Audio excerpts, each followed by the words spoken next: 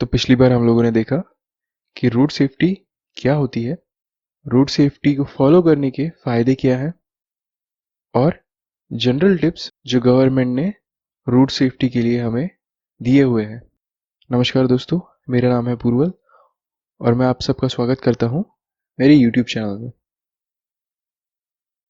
आइए देखते हैं road safety guidelines. Road safety guidelines में हम लोगों ने पिछली बार देखा जनरल टिप्स क्या होते हैं, पेडेस्ट्रियन के लिए रोड सेफ्टी गाइडलाइंस क्या रहेंगे वो हम आज डिस्कस करने वाले हैं। आगे हम लोग डिस्कस करेंगे टू व्हीलर वालों के लिए रोड सेफ्टी गाइडलाइंस क्या होते हैं, मोटर व्हीकल ड्राइवर के लिए रोड सेफ्टी गाइडलाइंस क्या है, बच्चों के लिए रोड सेफ्टी गाइडलाइंस क्या होते हैं और पेरेंट्स के लिए रोड सेफ्टी गाइडलाइंस क्या है। रोड सेफ्टी गाइडलाइंस के जनरल टिप्स के लिए आप पिछला वीडियो देख सकते हैं। तो आइए शुरू करते हैं। Road safety guidelines for pedestrians. Pedestrians यानी जो बिना व्हीकल के रास्तों पर निकलते हैं, जो रास्तों पर चलते हैं, उनके लिए गवर्नमेंट ने कुछ गाइडलाइंस दी हुई है जिससे वो खुद को सेफ रख सके और जिससे वो एक्सीडेंट होने से बच सके। पहला पॉइंट है, before you enter a street stop at the कर्ब।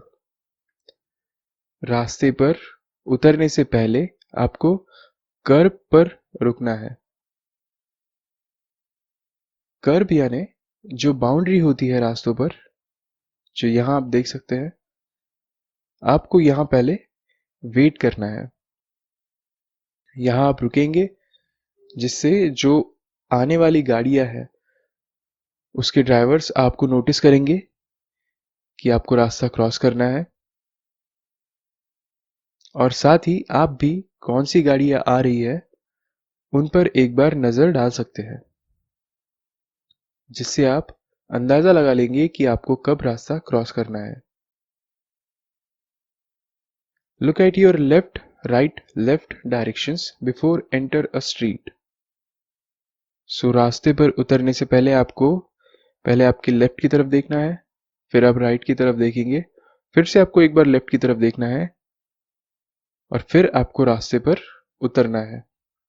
अब ये हम लोग क्यों करने वाले हैं? सो दैट लेफ्ट की तरफ एक बार देखने पर हमें कौन सी गाड़ियां आ रही हैं वो पता चल जाए। राइट की तरफ देखेंगे, फिर से हमें दूसरी गाड़ियां कौन सी आ रही है उस रास्ते पर वो दिख जाएगा और फिर से हम लोग एक बार लेफ्ट की तरफ देखेंगे, जिससे हमें कंफर्म हो जाएगा कि कोई गाड़ी आ रही है या नहीं आ रही है, या हमें रास्ता क्रॉस करना है या नहीं, और फिर हम लोग रास्ते पर उतरेंगे। तब तक आपको रास्ता क्रॉस नहीं करना है। Remember to walk on sidewalk. आपको हमेशा याद रखना है कि आपको सिर्फ और सिर्फ साइड वॉक पर ही चलना है।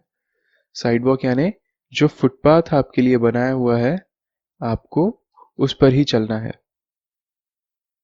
अब इसके फायदे क्या है कि जब आप फुटपाथ पर चलते हैं तब जो रास्ता है उस पर आप नहीं होते और वो पूरा व्हीकल के लिए खुला रहता है।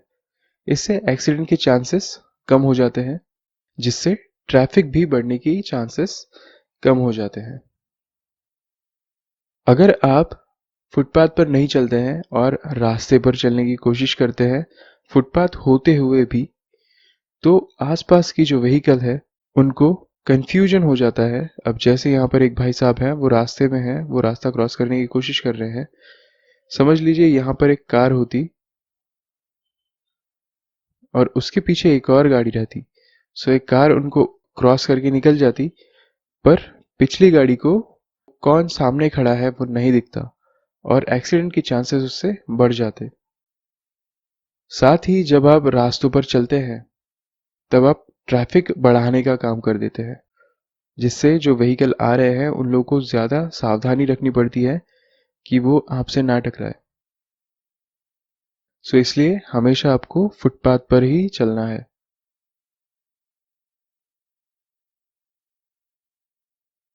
In the absence of sidewalk, walk down while facing the road traffic. अब समझ लीजिए उस रास्ते पर साइड वॉक ही नहीं है, फुटपाथ ही नहीं है। सो उसके लिए भी गवर्नमेंट ने रेगुलेशंस दिए हैं कि आपको किस तरह से उस रास्ते पर चलना है।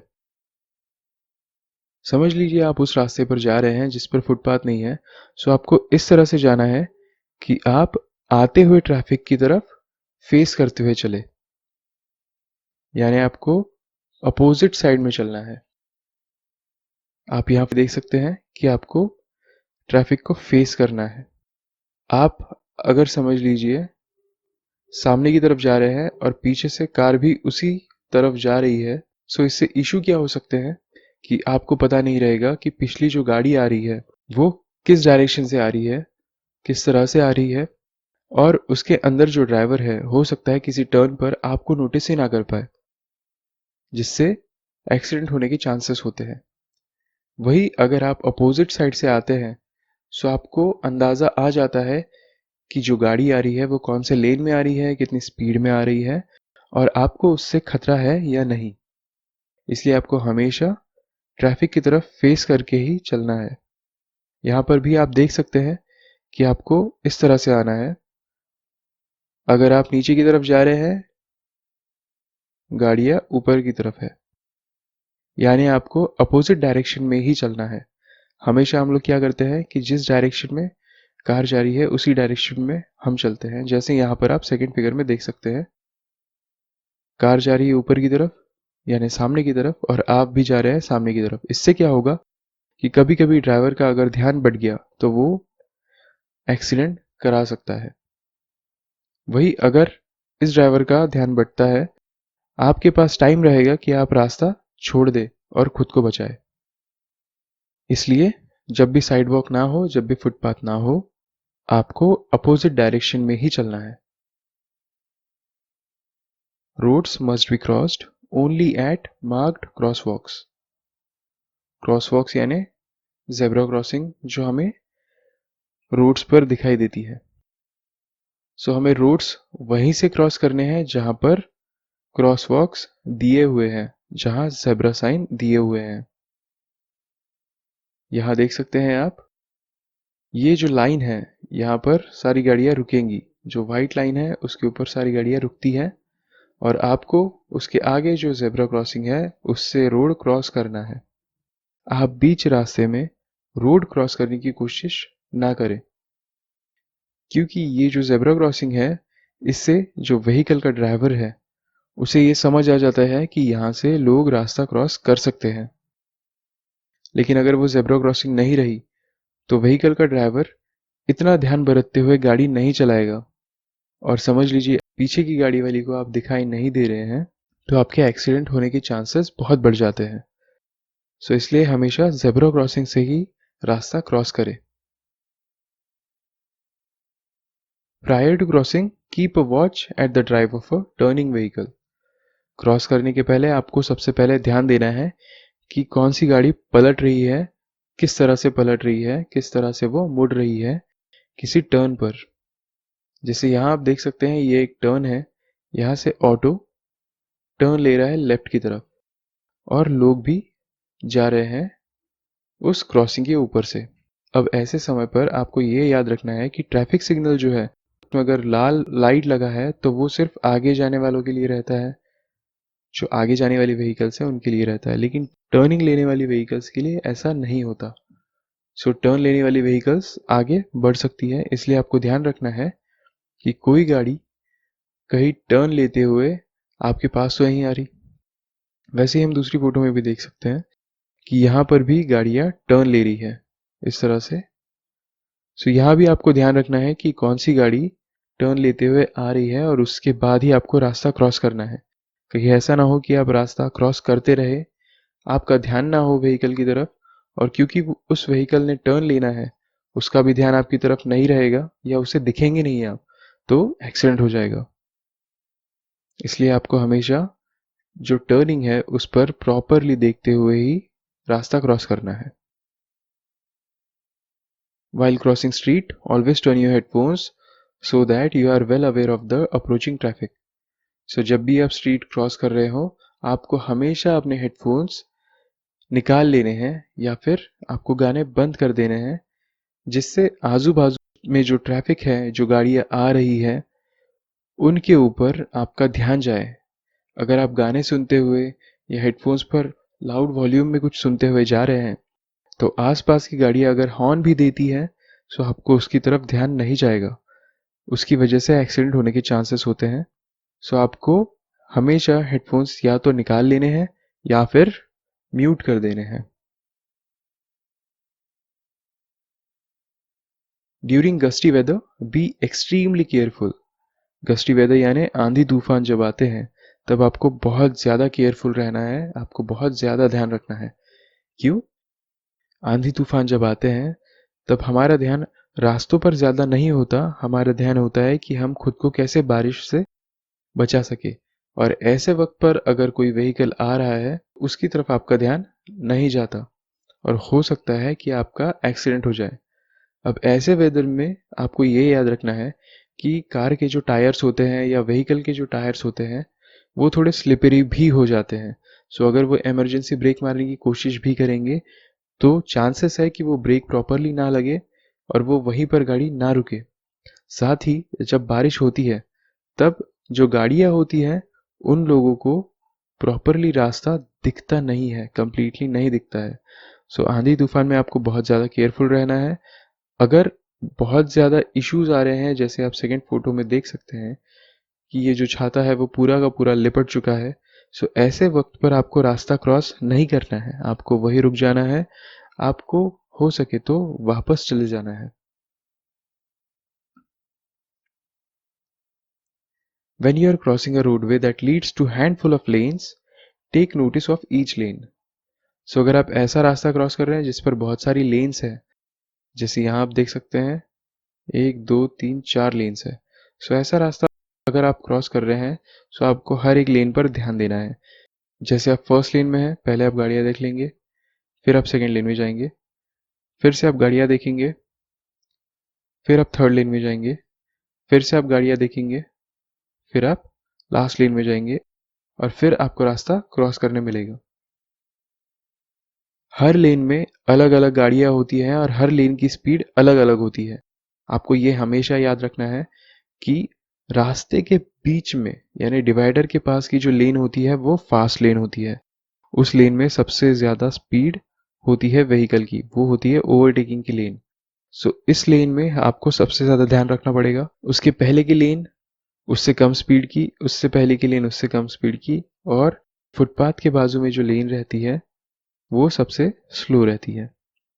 सो आपको हर एक लेन में नोटिस करते हुए जाना है कि कोई व्हीकल अप्रोच तो नहीं हो रही है और फिर आपको रास्ता क्रॉस करना है। ये ज़्यादातर बार देखा गया है कि लेन के ऊपर जो बड़ी लेन रहती है, जो हाईवेज रहते हैं, उस पर स्पीड ज़्यादा होती है और चंद सेकंड में ड्राइवर का अगर ध्यान बंटता है, सो एक्सीडेंट हो जाते हैं। सो ऐसे रास्तों पर आपकी ये बहुत बड़ी रिस्पॉन्सिबिलिटी बन जाती है कि आप रास्ता देखकर ही क्रॉस करें। Aid physically challenged and old people to cross roads.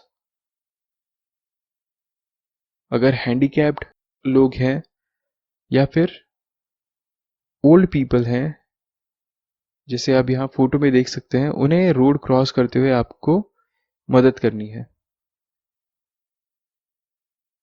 Physically challenge जो पीपल होते हैं, हैंडीकैप्ड जो लोग होते हैं, स्पेशली एबल्ड जो लोग होते हैं, उन्हें रास्ता क्रॉस करने में दिक्कत जाती है।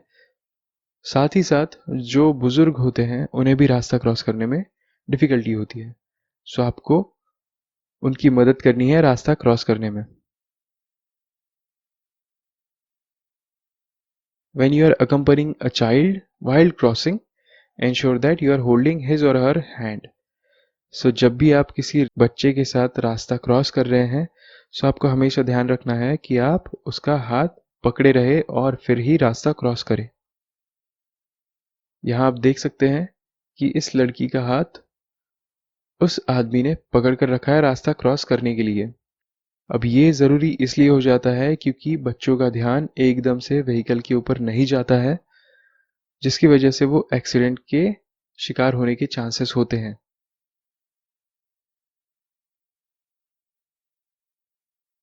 Never run while crossing. जब भी आप रास्ता क्रॉस कर रहे हो, आपको दौड़ना बिल्कुल भी नहीं है। आप यहाँ देख सकते हैं, इस तरह से एक्सीडेंट होने के चांस बहुत ज़्यादा होते हैं। Teach children at your home the basic rules of traffic in a way comprehensible to them. आपके घर पर जो बच्चे हैं, आप उन्हें ट्रैफिक के रूल्स बताएं जो उनके लिए समझने में बेहतर हो। आप उन्हें किसी तरह की गेम्स से सिखा सकते हैं कि ट्रैफिक के रूल्स क्या हैं। आप उन्हें एक जगह बैठाकर कुछ वीडियोस से भी समझा सकते हैं कि ट्रैफिक के रूल्स क्या होते हैं और हमें किस तरह से फॉलो करने हैं। या आप मेरे वीडियोस भी उन्हें दिखा सकते हैं, जिससे वो लोग बेहतर तरीके से समझ जाएं कि रास्ते पर हम लोगों को कौन सी गाइडलाइंस फॉलो करनी पड़ती है। You should never permit your kids to play in the street. आपको आपके बच्चों को रास्तों पर खेलने के लिए परमिशन बिल्कुल भी नहीं देनी है। बच्चे जब भी खेलते रहते हैं तो उनका ध्यान कभी किसी और चीज़ पर नहीं होता और इस वजह से आने वाले व्हीकल उनसे टकरा भी सकती है। बच्चे चंचल होने की वजह से एक जगह रुकते भी नहीं हैं। वो रास्ते पर दौड़ते हुए रहेंगे और व्हीकल का ड्राइवर अंदाज़ा नहीं लगा पाएगा कि रास्ता किस डायरेक्शन से क्रॉस किया जाए, जिससे एक्सीडेंट होने की चांसेस होते हैं।